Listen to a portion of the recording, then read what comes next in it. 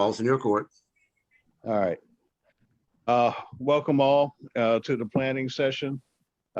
Late minute planning session. We're sorry, but it will get done. I'm going to turn it over to Michael Harris, who is going to give us the background on what we're planning around in California, what's happening currently in California. Michael?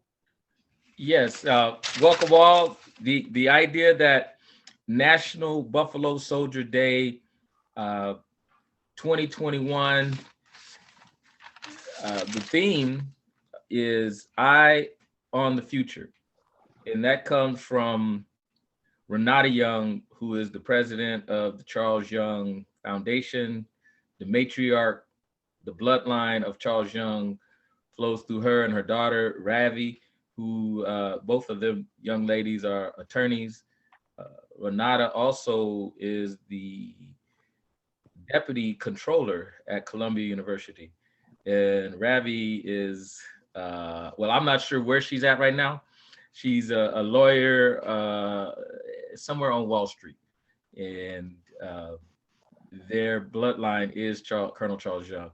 One of their hopes is an alignment with many people is to see Colonel Charles Young receive the rank of Major General. And I think that's pretty doable given the current reality, the current political winds lead that way. So Wednesday is National Buffalo Soldier Day. Currently, what we have in place is 11:30 at Union Square. And I'll give a little background on Union Square. Historically, that's the location where Union troops were mustered in the service of California. Folks were, when California was first created, folks were debating whether California is going to be a slave state, a free state. 1,000 votes shy of being a Confederate state. It went for Lincoln, less than 1,000 votes. So you can imagine 49, 51, a lot of Confederates, a lot of people enslaved in California. The story is not told. But Union Square is where the money, to this day, richest real estate in America, where the money is housed. Wall Street of the West is named after the African founding father of California, where the Federal Reserve Bank is, William Alexander Leidesdorff, who built the port, another story.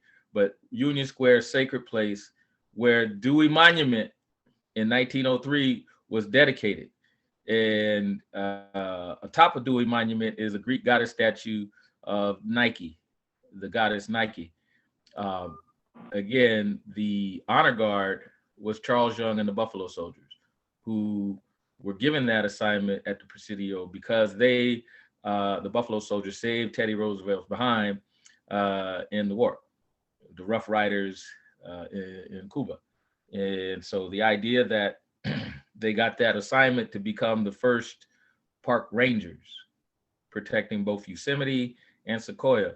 Now at Sequoia, where Charles Young was the park ranger superintendent, the first Black superintendent in the history, built the roads, built the trails, protected the largest living organism on the planet, which is the Sequoia trees, and protected many of them. So much so that one of the trees is named after him. Been there several years and done a lot of work. Part of the team that dedicated the entrance in Sequoia National Park to Charles Young. That's what Highway 198 today, about 5 miles of the highway going into Sequoia Park is the Colonel Charles Young Memorial Highway.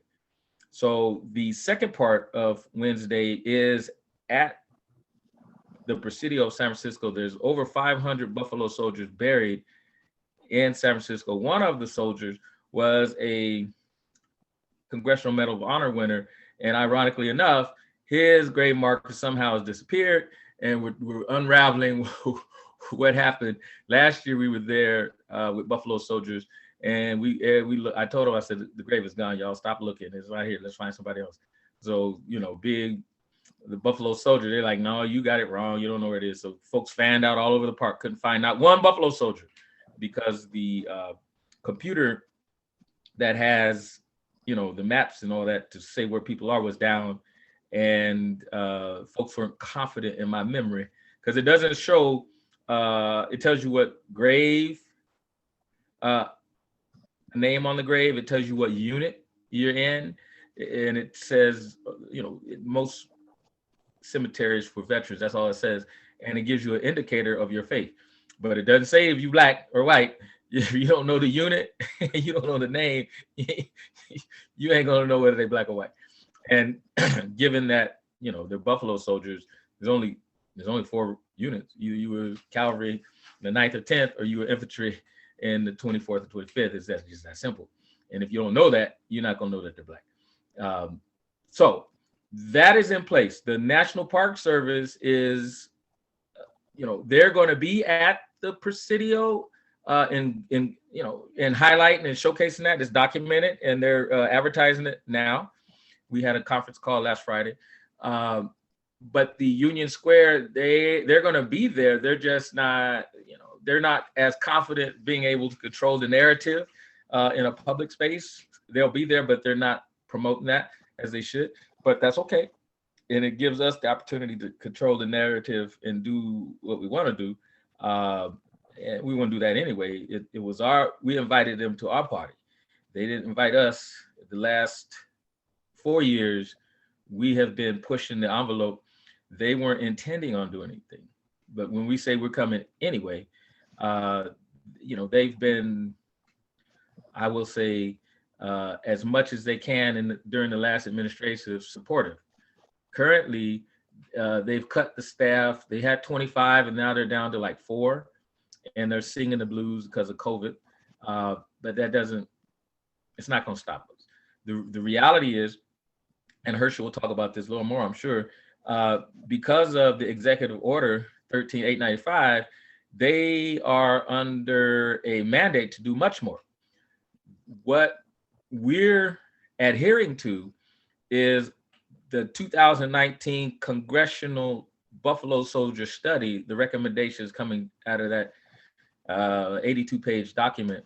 And of course, adding ancillary documents that we have because they're talking about Black folks. We know our family. Their official records should and could be augmented. For example, and I'll leave it at that, when we talk about the genealogy of, let's just say, Colonel Charles Young, well, we know who their family is. And some of them have done their genealogy, so we know exactly where their family through mitochondrial DNA came from. And there's 500 other stories, just in the grave site in San Francisco. We know where Yosemite Park is. We know where Sequoia is. We know the work that they did at both of those parks. Both national parks have Yosemite. The entrance there is the Buffalo Soldier Highway.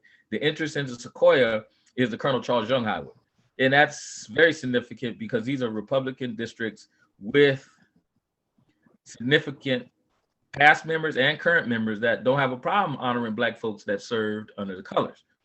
Now, the idea that we can get our Black political leaders to align with that and support bringing youth, that's our job when we start talking about the eye on the future. So we're automatic talking about youth and education. And that's the rationale behind Eye on the Future. When a 5-6-year-old Ravi Kelly is encouraging her mom, Renata Young, that we should do more. And now, let's just say 25, 30 years later, it's actually here. And our job through, and I see it, HRH, somebody's highness, Prince Andrew, he has the Hollywood connection, so we could put together something really a teaser, as they say, and then leverage that to work closely with the Charles Young Foundation and others to be able to leverage our history to do first-class Hollywood productions and all that goes with it, kind of like what the what the Black Panther did, because I maintain they're Buffalo Soldiers on rhinos, and that's the future.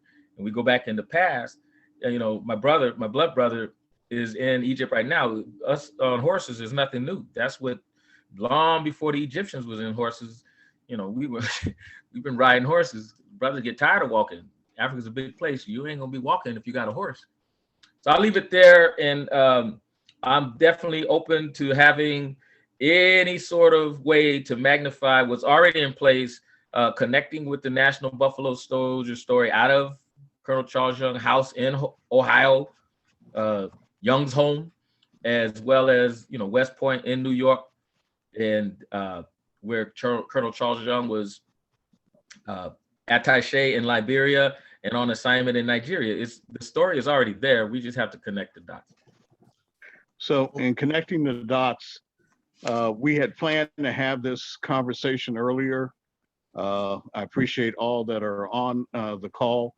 My health issues have precluded me coordinating the people on the call to bring this about within Friends of the African Union. But time is of the essence for getting this done. We have made a commitment, and thank you, EDFU Foundation, as represented here by His Highness Andrew Williams Jr., who carries dual role in EDFU and Friends of the African Union.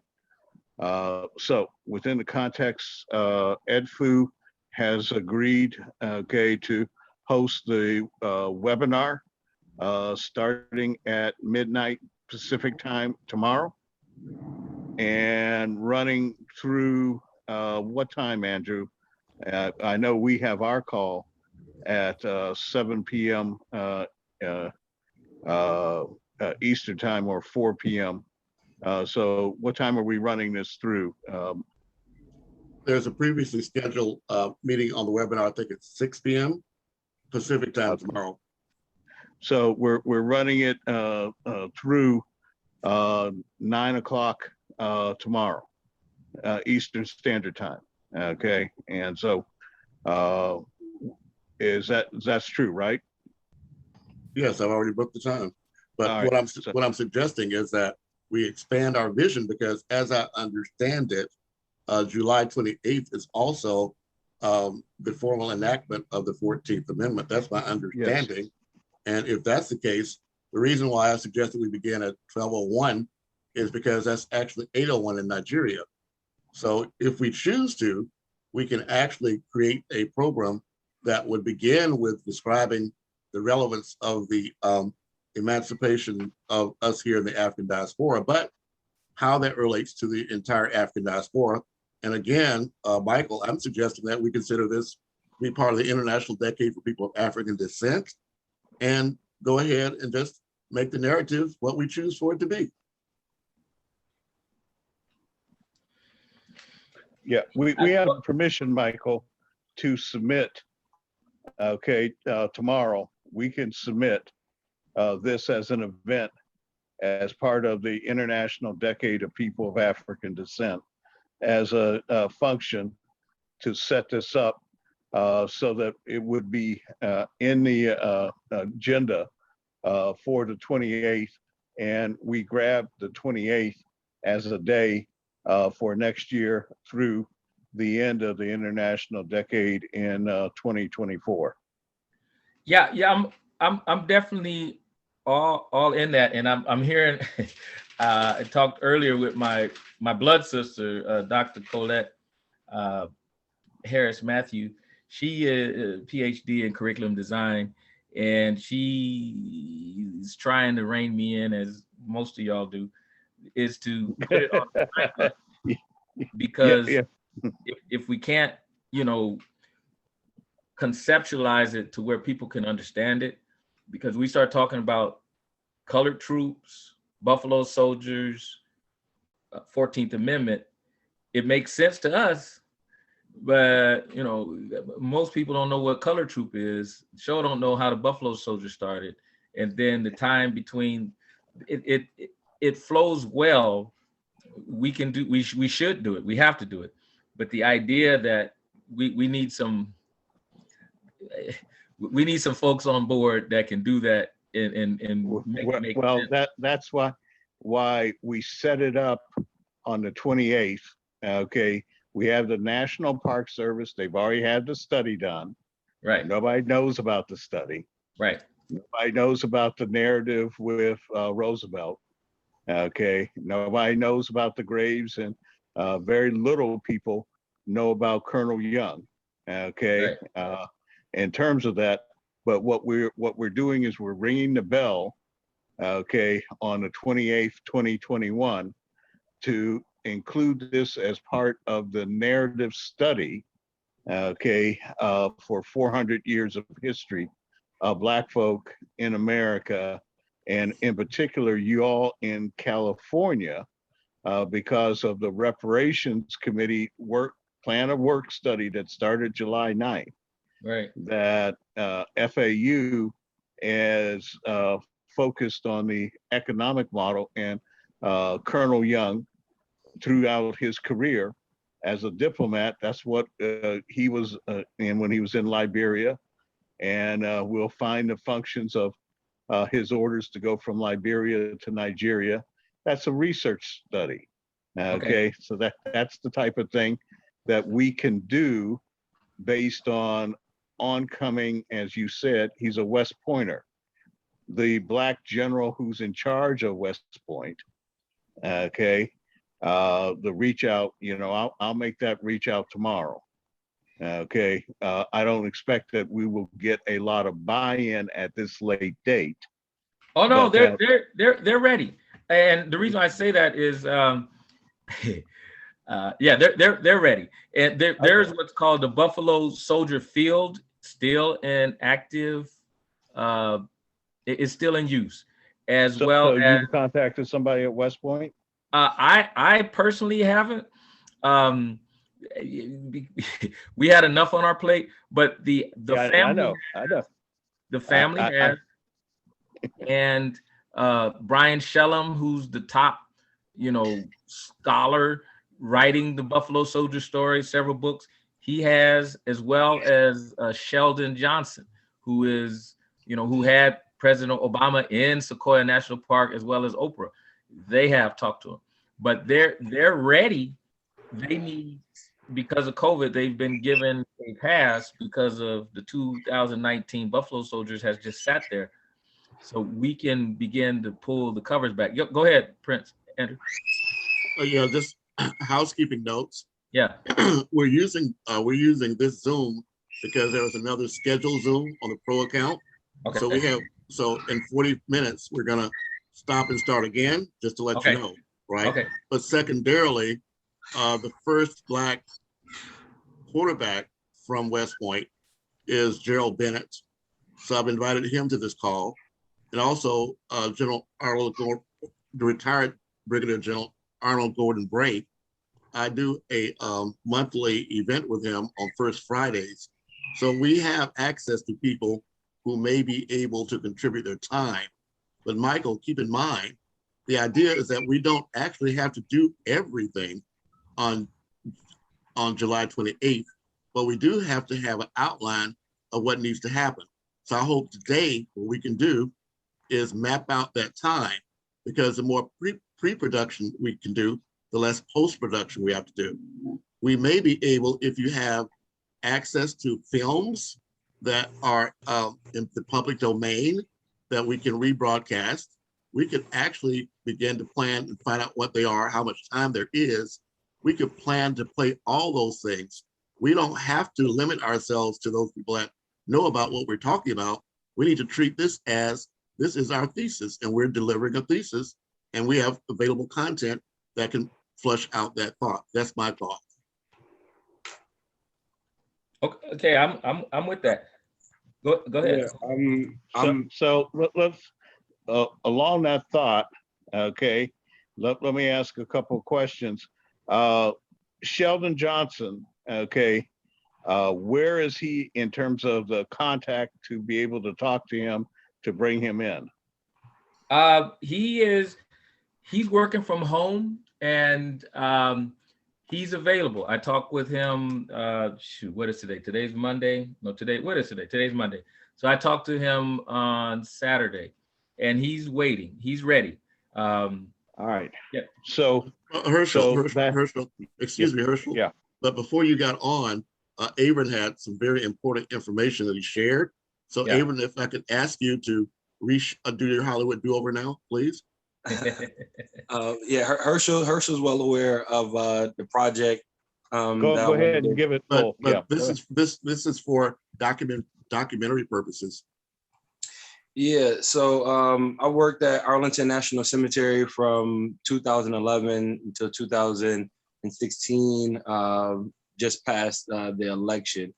And in working there, I had the opportunity to learn about the rich African-American history buried at Arlington Cemetery, from Colonel Young to Medgar Evers, to Thurgood Marshall, Joe Louis, as well as Section 27, where you will find US CT, which stands for United States Colored Troops.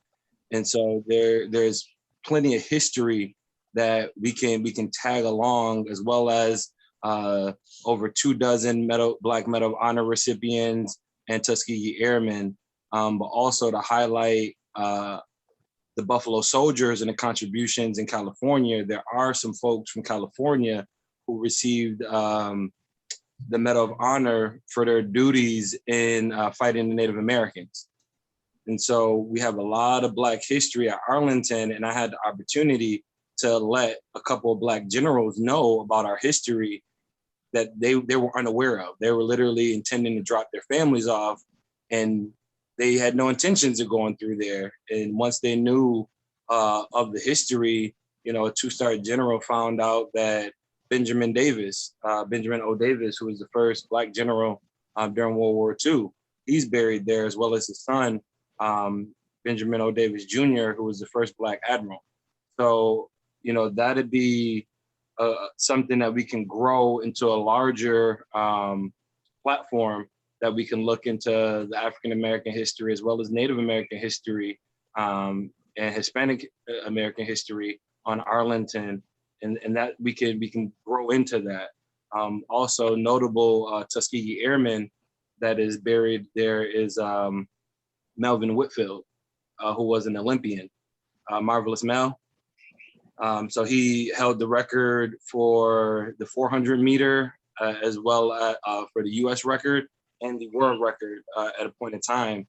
And so being able to highlight and encompass everybody's story, I think that would be holistic in showing the continuous history of Black serving in the military.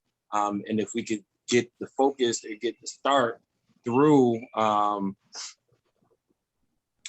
Colonel Young, I think that'd be a great launching point. But I have plenty of history that we can delve into, and very connected with the military historian on base at Arlington. And so I can definitely reach out to my network and get them involved, because this is something that they have continuously encouraged me to push forward and promote. So I know if we can get some financial support and more backing, I know they'll be very willing to jump on board. But just to wrap it up, I have MOUs that were signed by Buffalo Soldiers chapter in Maryland, as well as a chapter of the Tuskegee Airmen, Rocks Incorporated, as well as through Herschel with NABVETS. So I would love to re-engage with them and get them on board to this project as well. Okay. And, in doing so, I'm going to share the information that I have already and set up and established. And I'll send that to you, Mr. Williams, and you can distribute that to the rest of the group. Okay, well, 2 things come to mind. Keeping time in mind.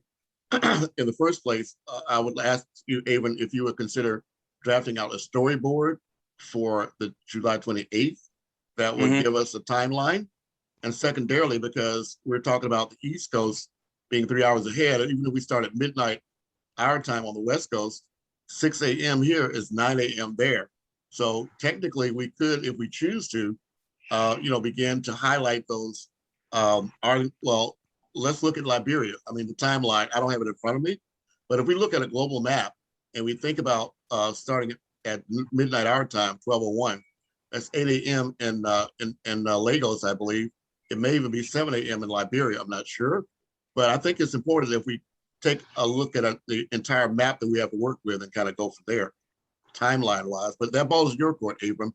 I believe. Well, no, I think what might be most intelligent for us to drill down on National Buffalo Soldier Day, okay, is National Buffalo Soldiers, because we can broaden it and we can narrow it. But if we start with, how did they come into being? The Buffalo Soldiers, on National Buffalo Soldiers, because most folks have no clue that there was a congressional authorization that precipitated Buffalo Soldiers even being brought into the full notion of the U.S. Army. And so if we go too far, we're going to dilute that and miss the purpose of the day. So if we stay on point with the Buffalo Soldiers for the 28th, we can't get to the 13th Amendment. We certainly can't get to the 14th. 14th, yeah. Again, I'm saying we can't get to the 13th without the color troops. And those color troops that fought valiantly on the battlefield was the reason that the Congress authorized them to become part of the regular army. That story needs to be drilled down, because we don't know it as a people, and we don't value, some people believe that, the Hollywood version of Denzel Washington and the movie version is the reality, and it's not. And so if we don't correct that now and then add too much to it, as we like Big Mama with the Kool-Aid, it's pretty sweet, and keep adding to it, and you never get to. Yeah. Well, Michael, So the story of the 200,000. Yeah. Michael, So I think you're the historian, right, Michael? And so my question to you is, can you provide us a timeline of what it would take to introduce that history? Because on the day of, I don't know yet when the activities will begin to celebrate the Buffalo Soldiers. What time of day specifically is the event happening on July 28th? Okay, right. I could do this story, because we're talking about two different things. I could do the storyboard in terms of, because it's already published, and I can send that to you. So the event in California does not start till 11:30 a.m. Pacific time, but we're saying midnight, at midnight. So we have 12 whole hours before that. Exactly. That's the point. Yes. And we could start and then go back and then, like you were saying, loop it over again, and then show how the Buffalo Soldiers have predicated it from the work in the past and go into the future, and then just loop that. And then I don't want, like most of our holidays, to become Black History Month in one day. Well, the great news is that the idea is that once we get it in the can, I would like to rebroadcast this on a regular basis. But we have to get it in the can first. No, I got you. But again, for housekeeping purposes, I'd like to end this and give me 5 minutes and just use the same link to come back. Okay, all right. Yeah, so give me about 5 minutes. I'm going to end this and have to reset. Perfect. In 5 minutes, y'all.